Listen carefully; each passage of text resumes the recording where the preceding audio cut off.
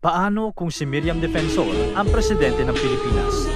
Senator Miriam Defensor Santiago, matapang, matalino at walang kinatatakutan.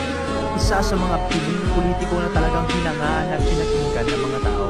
Sa katunayan, kahit sumakabilang buhay na ang dating senador, pinag-uusapan pa rin siya ng mga tao. Pero paano kung ibahin natin ng kaunti ang istorya? Paano kung hindi siya pumanaw ng maaga? Ano ang mangyayari sa atin kung si Miriam Defensor ang tatayong presidente ng Pilipinas?